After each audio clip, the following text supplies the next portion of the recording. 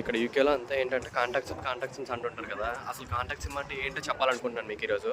So, contact SIM అంటే ఏంటంటే, ఇక్కడ మనం సిమ్ తీసుకుంటాం. పోస్ట్‌పెయిడ్ సిమ్ లెక్క అనమాట. లైట్‌గా ఎలా అంటే మన పోస్ట్‌పెయిడ్ సిమ్స్ ఎలా ఉంటాయో అలా అనమాట. మనం సిమ్ తీసుకుంటాం. సిమ్‌కి మంత్లీ సిమ్ ప్లాన్ కూడా యాడ్ అయ్యి ఉంటది. ఫోన్‌ది కూడా యాడ్ అయ్యి ఉంటది ఈఎంఐ. 2 కలిపేసి ఇస్తారనమాట.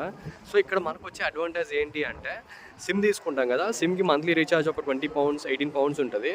నాదైతే ప్రెజెంట్ నేను వాడుతుంది 3 సిమ్ యూకేలో. అండ్ ద సిమ్ రీఛార్జ్ వచ్చేసి అరౌండ్ £16 అనమాట. మంత్లీ కట్ అవుతుంది. అన్లిమిటెడ్ నాకు అన్ని కాల్స్ అన్నీ అన్లిమిటెడ్. ఇంటర్నేషనల్ కాల్స్ అనేవి ఉండవు. ఇక్కడ local calls unlimited and unlimited net అనమాట. ఇక్కడ మోస్ట్లీ మనకు అవసరం లేదు. బట్ తీసుకున్నాను నేను ఏంటంటే క్రెడిట్ స్కోర్ కోసం తీసుకున్నా. రెండోది ఏంటంటే ఇక్కడ ఐఫోన్ తీసుకున్నాం అనుకో మన 16 ప్రో మ్యాక్స్.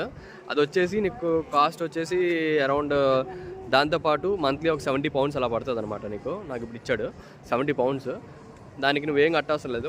మా ఫస్ట్ స్టార్టింగ్లో ఒక £100 ఏమో కడతావు. మిగతాదంతా మన సిమ్తో పాటు కడతావు అనమాట. అది ఇన్ని మంత్స్ అని ఉంటుంది. అది కడుతుండాలి. మన వాళ్ళు తెలివిగా ఏం చేస్తారంటే ఇన్ బిట్వీన్ ఇన్సూరెన్స్ తీసుకొని ఫోన్ క్లెయిమ్ పెట్టుకుంటారు. అంటే ఎక్కడ దగ్గర పోగొట్టేసామని చెప్పేసి ఇండియా పంపించేసి క్లెయిమ్ పెట్టుకుంటారు. అందరూ చేసేది అదే క్లెయిమ్లో ఇదనమాట. సో ఇప్పుడు నేనైతే అది తీసుకోవడానికి ఇక్కడ మనకి ఏంటంటే మనం కొత్తగా వచ్చాం కదా, క్రెడిట్ స్కోర్ అనేది ఉండదన్నమాట మనకి. సో అది బిల్డ్ అయితే కానీ ఇప్పుడు క్రెడిట్ స్కోర్ కొడతాడు. అది ఇక్కడ వస్తుంది అంటే నువ్వు మంత్లీ, నేను ఆల్రెడీ సిమ్ తీసుకొని 3 మంత్స్ అవుతుంది, ఇంకా ఆగాలంటున్నాడు.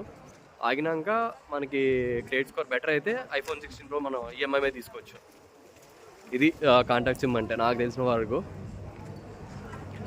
అది ఇంకా 3 మంత్స్ ఆగమంటున్నాడు. ఆగాక చూడాలి.